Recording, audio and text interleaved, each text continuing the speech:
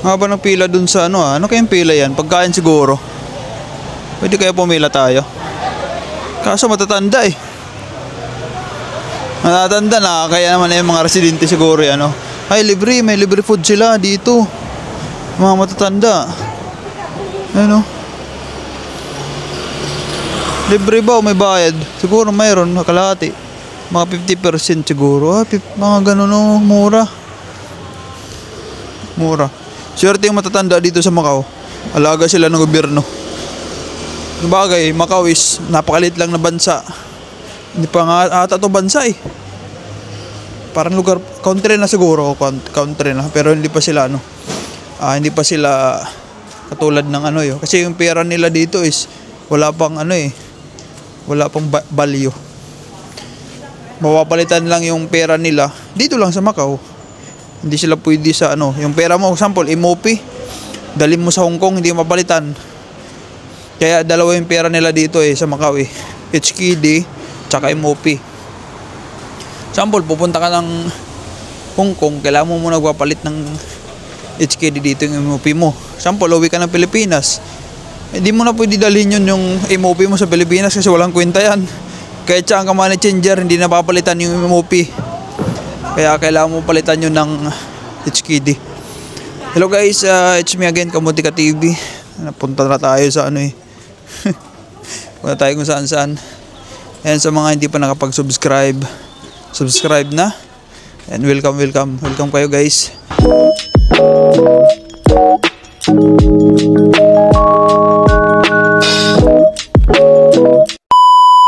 And kaya ka nandito sa YouTube ko. Alam ko na yan. Dahil walaan ko. Naghanap pa ng agency. And gusto mo mag-Macau. Ganon siguro yun. Depende, di ba? Or baka gusto mo kumuha ng mga technique dito sa Macau paano makahanap trabaho. Diba? Panoorin mo lang guys yung mga vlog ko. And magkaroon ka rin ng idea dito sa Macau. And maging aware ka kung ano nandito sa Macau. Kung ano mga horror story.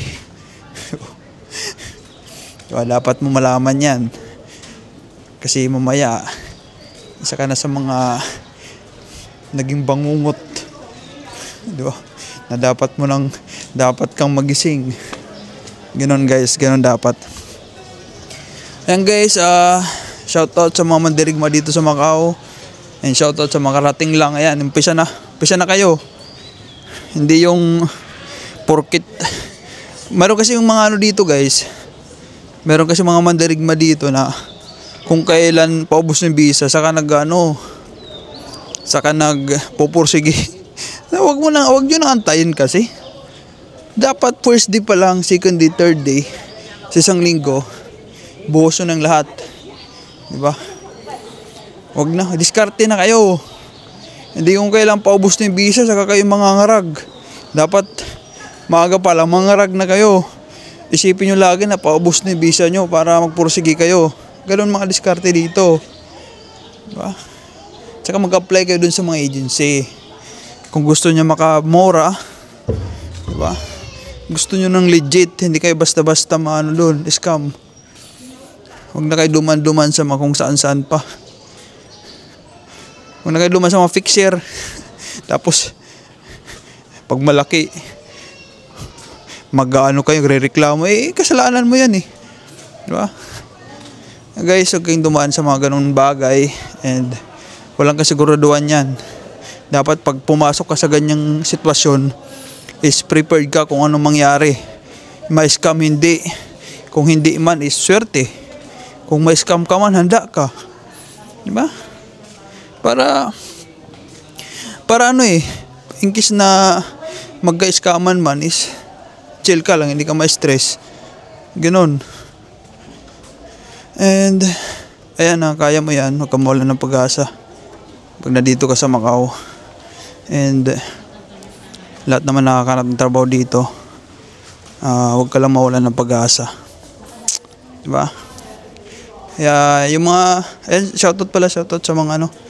And for today's video, shoutout sa mga umuwi na. Shoutout sa mga nagko-comment dyan na umuwi na. Ayan, nagko-comment sila. Mahirap talaga dyan sa Macau. Kaya yung mga gusto daw pumunta, swag na. Sabi ko,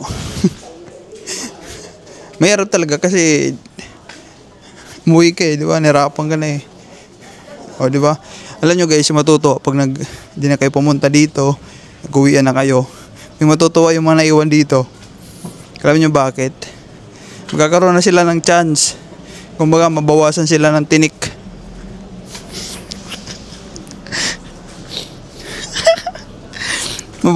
Mabawasan sila ng tinik. O, di ba? Sample, 10 kayo na umuwi. O, nabawasan. Yung 10 na kuta na para sa inyo, ayun, mapunta na sa kanila. Di ba? Hindi kabawasan nila yon. Kaano nila yon eh. Kasiyahan nila yon pag umuwi kayo. Sinong logi doon? Eh, hindi kayo kasi kayo umuwi. Kayo yung sumuko eh. Sila hindi sumuko. Pero ikaw sumuko ka. Isa yun sa ano eh. May kanta yun eh. Yung mga umaayaw daw hindi nagwawagi. Totoo naman eh. Kayo na umayaw, hindi nagwagi. Umuwi kayo eh. Ganon. And ganon talaga. Ako, nanghinaing ako sa pag-uwi nyo. Nasasaktan ako kasi hindi nyo pinagpatuloy yung sinimulan nyo. And sinayang nyo lang yung effort na ginawa nyo. Sinayang yung panahon nyo. Kung hindi naman kayo dapat, kung hindi naman talaga kayo tutuloy, hindi sana hindi na lang kayo pumunta ng Macau. Diba? Yung mga panahon na inan nyo dito, ginugol, di sana ginugol nyo na sa ibang bagay. Kasi dapat guys, pag pupunta kayo dito, dapat buo yung loob nyo and desidido kayo sa plano nyo sa buhay na sasabi nyo sa sarili na hindi talaga ako uuwi hanggat hindi ako nakakahanap, diba? Kasi kung uuwi ka, wala, lugi ka eh. Tatawanan ka ng mga ano dyan sa Pilipinas, ang kapitbahay mo eh. Diba? Baka di ka pansinin eh. Diba? Kasi nga, tatawanan ka nila kasi nga, nagpunta-punta ka ng Macau, tapos wala naman nangyari. Diba? Ganon yun. Pero kung pumunta ka sa Macau, tapos may nangyari, tapos yung nangyari is may trabaho ka na, diba? Inggit na inggit sila sa yun. Tanong ng tanong, ayos pag-uwi mo ng Pinas is bakasyon. Diba? Yun yung pinakamasayang moment. Na uwi ka ng Pinas, bakasyon. Yung pinakapangit is uwi ka ng Pinas, tapos hindi ka nakatrabaho. Di ba ang pangit?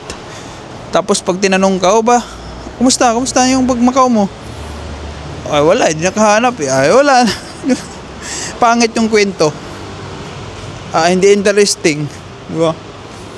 Kumbaga kung nag-post ka sa Reels sa Facebook nang ganun, maraming nagko-comment, di ba? Baka masisi ka pa eh. Di ba, unlike na nag-post ka, sabihin mo na nagpunta ka ng Macau and finally I'm blessed, nakahanap akong trabaho.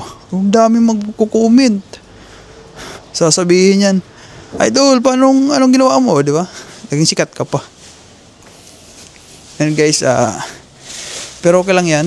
And ayaw ko naman na lahat ng mga pupunta ng Macau is, ayaw ko kasi na hindi lahat makahanap eh.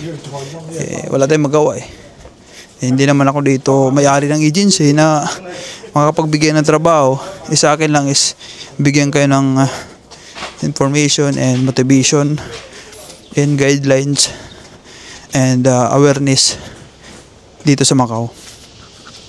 And wala tayong power to basta yun na yun, alam nyo na yun yung ibig ko sabihin. Wala eh. Pero bagay, ako naman kasi guys, andyan ako sa sitwasyon nyo, nandyan ako, and hindi ako sumuko. Dahil sa hindi ako sumuko is, ito ako ngayon, nandito sa Macau pa rin, and pang ilang trabaho ko na to, and still tayo, stay strong tayo. Diba? Ganun lang kung susuko ka and give up ka. Wala. Ibig sabihin is wala ka ginawa. Dito sa Macau guys, to be honest, kung talagang siseryosohin mo, makakahanap ka kagad ng trabaho. Seryoso ba yung walang halong walang halong hiya, negative na advanced thinker guys, isa yan sa mga dahilan kung bakit isa din niya sa hindi ka nakakapunta sa mga agency. Sasabihin mo baka walang quota, isa na yan, dahilan yan. Baka walang ngayon, sarado kasi ngayon, Sabado, diba? Isa din yan. Baka walang ngayon, walang ngayong kasi maulan na mainit, diba? Isa yan sa mga yung negative thinker guys. Thinking is tanggalin nyo yan. Ay mga negative na rinig mo sa paligid mo is wag mong pansinin, diba? Yan sa iyo is sagabal yan, diba? Kaya guys, inaano ko to sa inyo is para kasi ako yan yung yan yung experience ko, and hindi ko ina-advise yung ganong attitude. Kasi experience ko yan diba? Experience ko yan guys. Yung mga experience ko, sinishare ko sa inyo, and para magkaroon kayo ng idea, sabihin nakaya ni Kamuti, ako pa, diba? Mas malakas ako sa kanya, diba? Ganun dapat yung utak mo. Hindi ko papayag na hindi ko makahanap, si nga nakahanap diba? Ganun dapat yung utak nyo. Hindi yun, wala talaga, hayaan ko na lang. Wala yan. Pag ganyan yung attitude mo is pag-book ka na ng ticket, diba? Pinapakita mo lang na mahina ka, diba? Mahina ka sa mga ganitong sitwasyon. Magdasal ka kasi guys, prayer, diba? Mag-online ka, online and walk in. Yan sa mga magpasa-pasa ka dyan sa mga store, mga restaurant, ang dami dito pwede pasahan. Wala ka lang hindi ka lang nag-iisip, and kaya mo yan. Huwag kang kamalan ng pag-asa, diba? And prayer is the most powerful sa lahat. Pag nagdarasal ka guys, and si Lord na bahala sa'yo, hindi mo na kailangan mag-worry. Huwag ka mag-worry sa lahat ng bagay. Basta isipin mo lagi, si Lord na bahala sa akin paghanap. Lord, ikaw na bahala maghanap sa akin, diba? Gumawa ka din, diba? Huwag mo iasa lahat kay Lord. Hanapan ako ni Lord ng trabaho, tapos andyan ka lang sa mo, sa bahay lang. Wala yan. Wala mangyayari. Dapat gumawa ka lang. Si Lord is mag-guide sa'yo kung saan yung may quota. Hindi yung porkit nag-prayer ka is andyan ka lang sa bahay. Sabi ni Kamuti, magdasal lang daw. Ko, hindi yan. Kailangan mo rin ng gawa. Si Lord is guide lang yan. And lapit ka sa kanya para i-guide ka niya kung saan may quota, diba? Hindi yung wala, iasa mo lang sa kanya is hindi yan. Hindi yan. Hindi maganda yan, diba? Prayer is a guide, and then para tulungan ka ni Lord maghanap ng trabaho. Kung may quota man, marami kayo, dahil nagdarasal ka, ikaw masisilik agad. Ganun yun yung prayer. Powerful. Yun lang guys, and sana may natutunan kayo sa vlog ko. And I love you all guys. Love ko kayo, and mag-pray lagi. And God bless sa lahat.